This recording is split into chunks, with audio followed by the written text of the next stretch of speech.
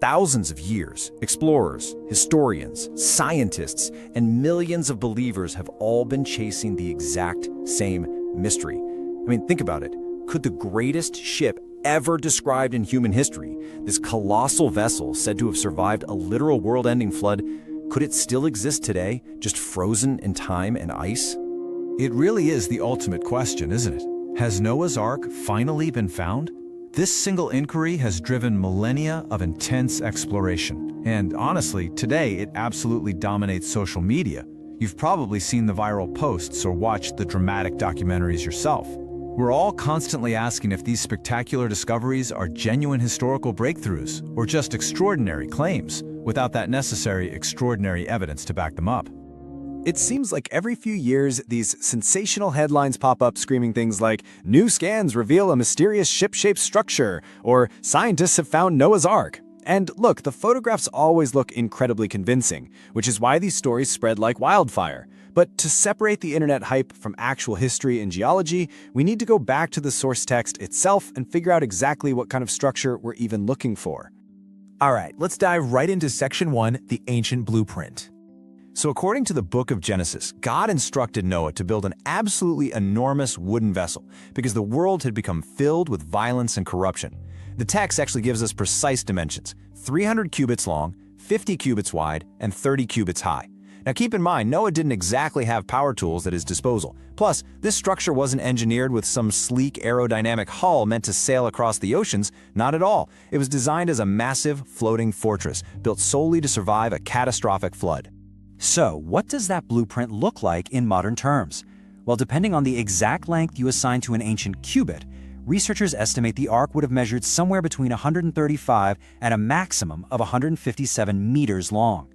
To put that 157 meters into perspective, we're talking about a wooden vessel longer than a lot of modern football fields.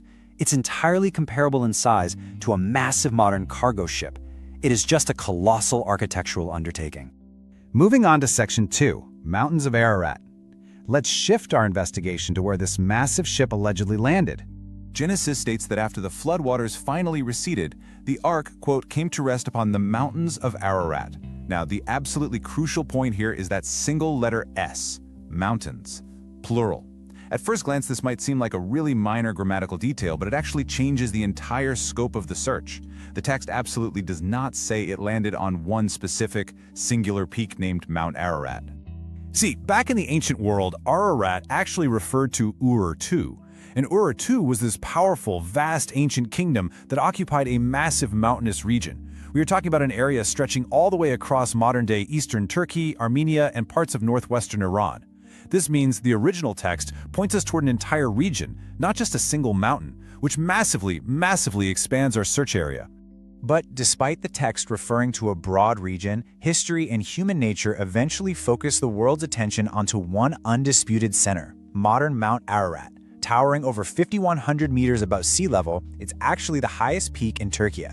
Over the centuries, local traditions, pilgrim sightings, and all these travelers' tales of mysterious wooden remains hidden up in its glaciers ended up focusing all the attention squarely onto this beautiful, dominating, snow-covered volcano.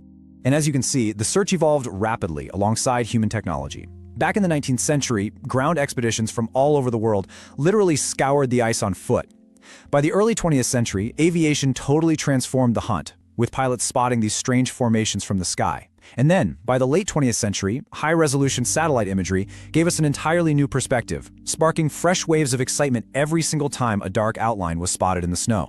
Which brings us to Section 3, the Durupınar discovery. This is where our investigation takes a really fascinating turn away from those icy peaks. Picture this, it's 1959.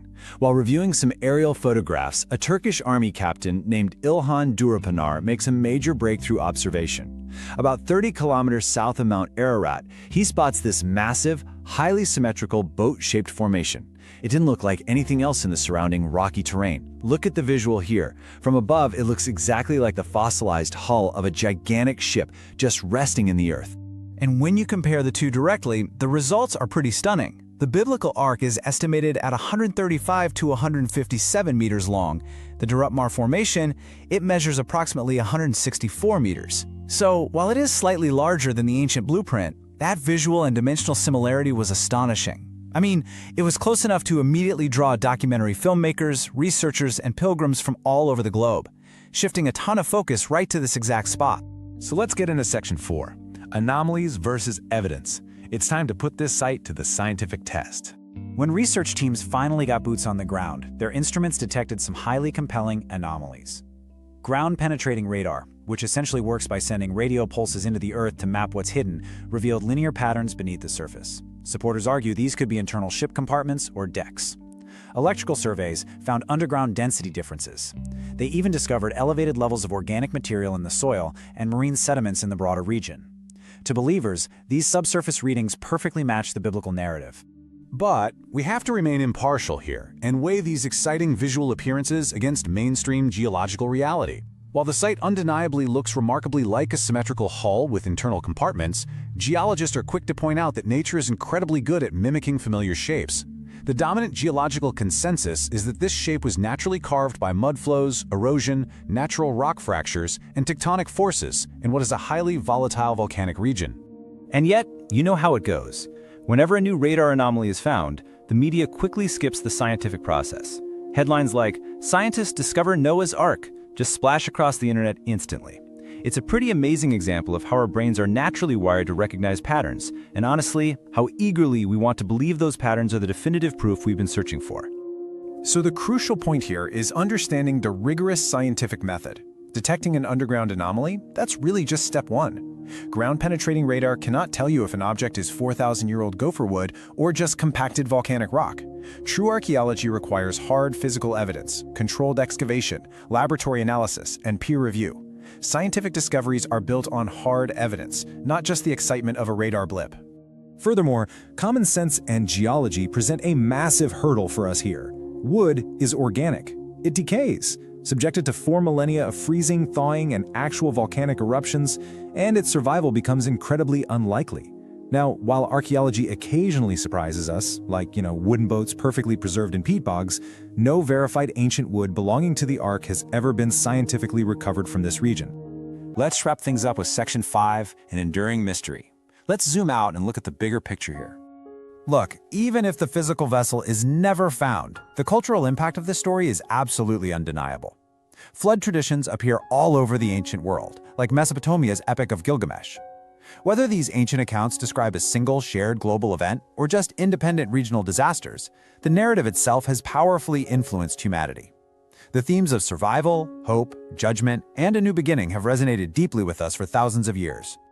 So, to impartially answer the question we started with, has it been found? The scientific consensus right now is a firm not yet.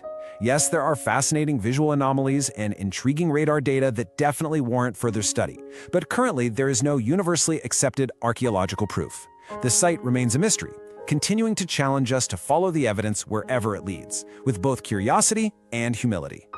Which brings us to a profound thought to take away from this explainer today. Does the Ark's greatest significance actually lie in it being physically discovered under the ice and rock?